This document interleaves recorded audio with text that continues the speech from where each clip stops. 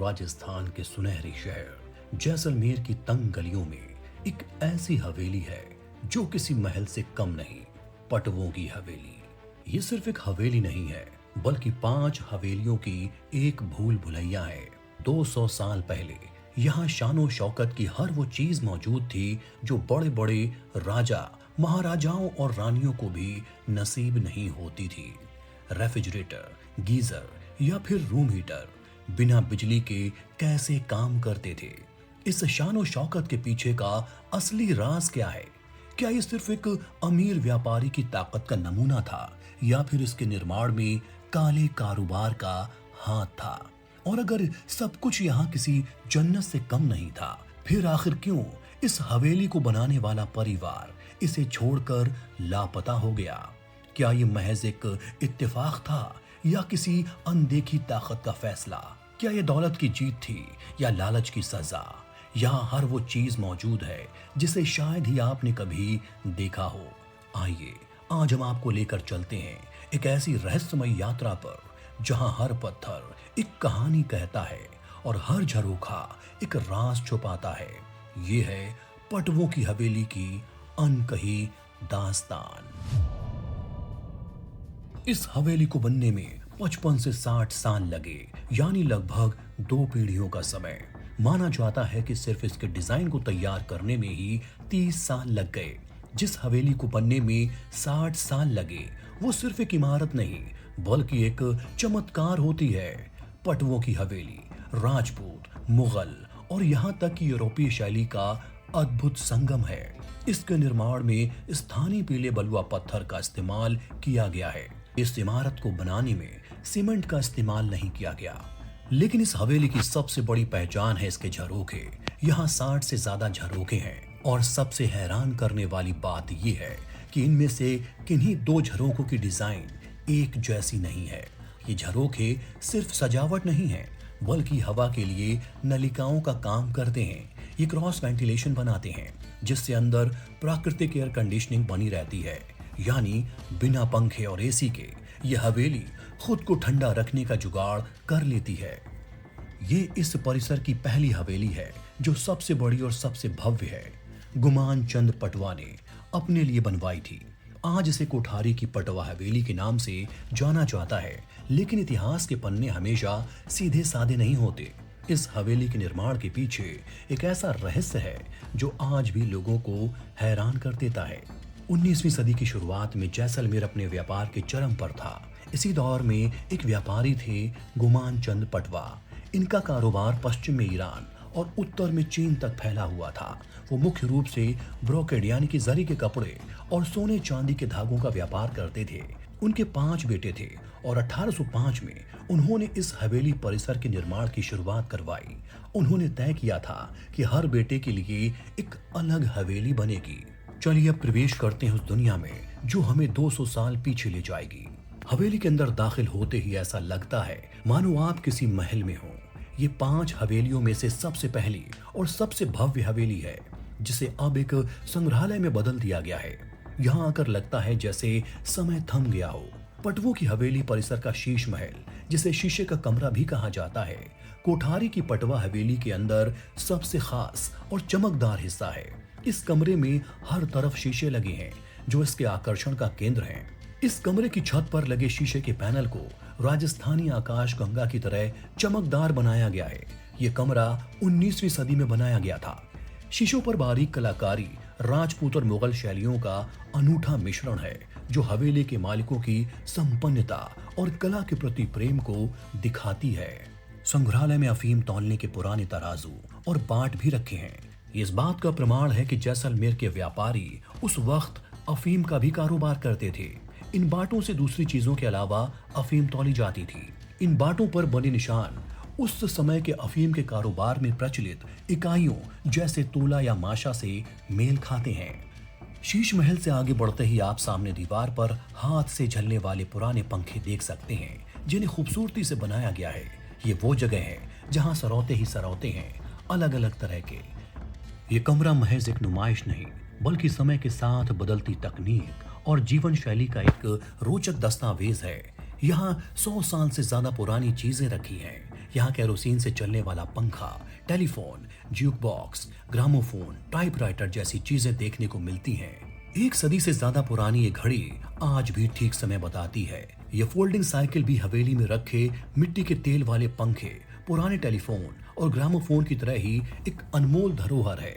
उस समय साइकिल अपने आप में एक लग्जरी आइटम हुआ करती थी और एक फोल्डिंग साइकिल तो और भी खास थी। इसे रखना पटवा परिवार की उच्च सामाजिक और आर्थिक हैसियत का जीता जागता सबूत है।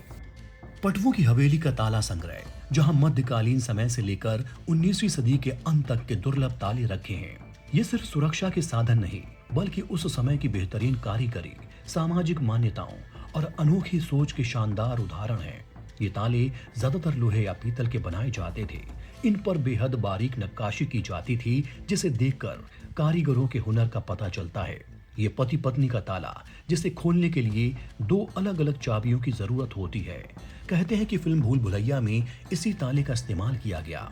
यहाँ कुछ ताले बिच्छू, मेंढक, मछली, शेर, हिरन, बैठे और खड़े ऊंट जैसी आकृतियों में बनाए गए हैं। मछली के आकार का ताला अक्सर दुल्हन के दहेज के बक्से को बंद करने के लिए किया जाता था। इनमें कुछ ताले चोरों को भ्रमित करने वाले भी हैं। कुछ खास तालों में अलार्म सिस्टम भी होता था। जैसे जैसे चाबी घूमती, उसमें लगी घंटियां बजती, जिससे चोरों की कोशिश का तुरंत पता चल जाता था। हवेली के इस कमरे में रखा ये सामान एक साधारण प्रदर्शन नहीं है। ये सामान सिर्फ इसलिए नहीं रखा गया है क्योंकि वो एंटीक है। इन्हें इसलिए प्रदर्शित किया गया है ताकि हम 19वीं सदी के एक संपन्न परिवार के दैनिक जीवन की एक ईमानदार तस्वीर देख सकें। ये सामान हमें ये समझने में मदद करते हैं कि उस समय के व्यापारी परिवार न केवल व्यापार में माहिर थे, बल्कि वो कला, शिल्प और अपने परिवार के छोटे छोटे सुखों को भी उतना ही महत्व देते थे। इस कमरे में रखी हर चीज, पलंग से लेकर बच्चे की साइकिल तक, उस युग के जीवन की एक अनमोल धरोहर है। ये तराशी हुई लकड़ी की छत अद्भुत लगती है। ये कमरा महज एक प्रदर्शनी नहीं है, बल्कि 19वीं सदी के एक धनी परिवार की महिलाओं की निजी दुनिया को जानने का नायाब मौका है। इस कमरे की दीवारों पर सोने से जड़ी बेहतरीन नक्काशी और चित्रकारी की गई है, जो उनकी विलासिता को और उभारता है, जो पटवा परिवार की अपार संपत्ति का प्रतीक है।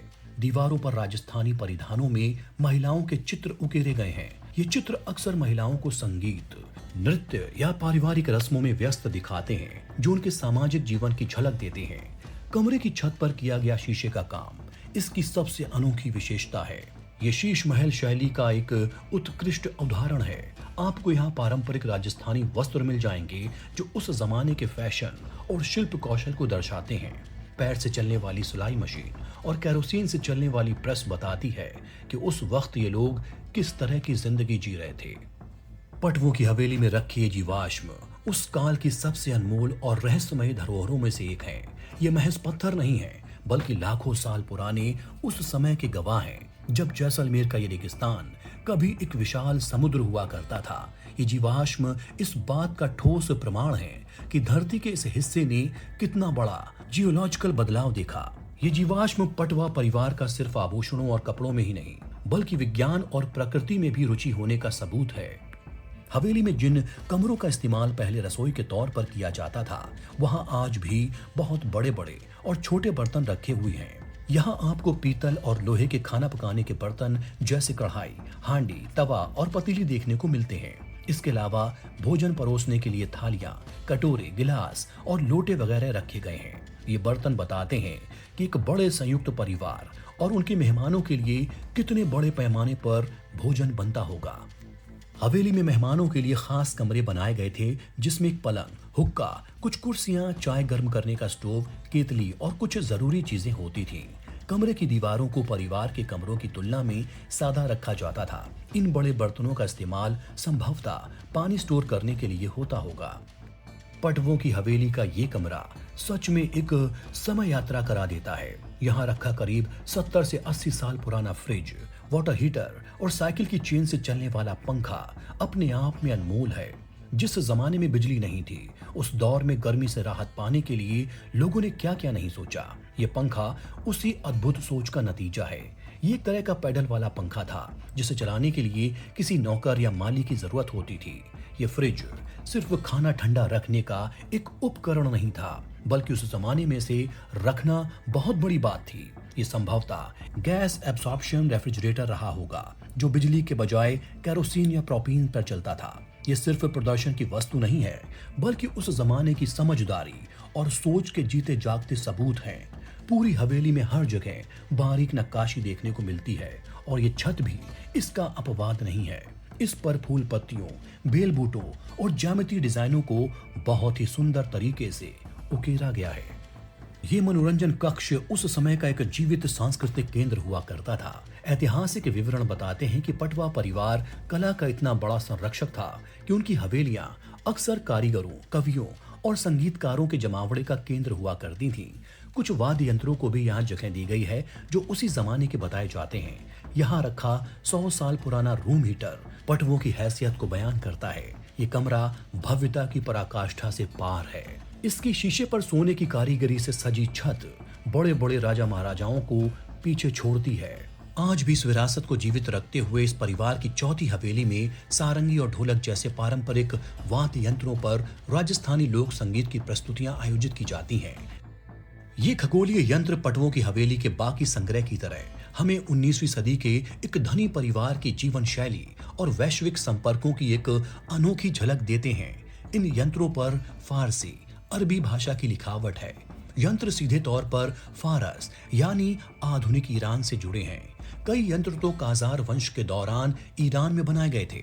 इसके अलावा उस समय भारत और फारस के बीच गहरे व्यापारिक और सांस्कृतिक संबंध थे। हवेली के मालिकों ने ये यंत्र फारसी व्यापारियों के माध्यम से मंगवाए होंगे। ये कमरा इस हवेली के सबसे खूबसूरत कमरों में से एक है। इसकी दीवारें बोलती हैं। यहाँ जो सजावट की गई है वो सोच से परे है। फूल पत्तियों से यहाँ मुख्य रूप से 3 चीजें आपका ध्यान खींचती हैं: सितार, शतरंज की बिसात और चौपड़। इन तमाम खेलों से पता चलता है कि यह परिवार अपने साथ समय बिताने और आपसी तालमेल को कितनी अहमियत देता था। इसकी छत को देखकर लगता है मानो किसी ने फूलों वाली कालीन बिछा दी हो। झरोखों को लकड़ी के खूबसूरत किवाड़ों से ढका गया है।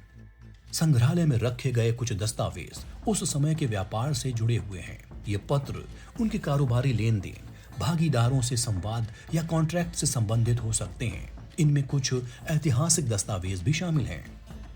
हवेली की छत जैसलमेर किले का अद्भुत नजारा देखने का भी एक प्रमुख स्थान है। हवेली की छत उन सबसे अच्छी जगहों में से एक है जहां से आप जैसलमेर किले का विहंगम दृश्य देख सकते हैं। सूर्यास्त के समय ये नजारा और भी खास हो जाता है, जब पूरा शहर और किला सोने की तरह चमकने लगता है।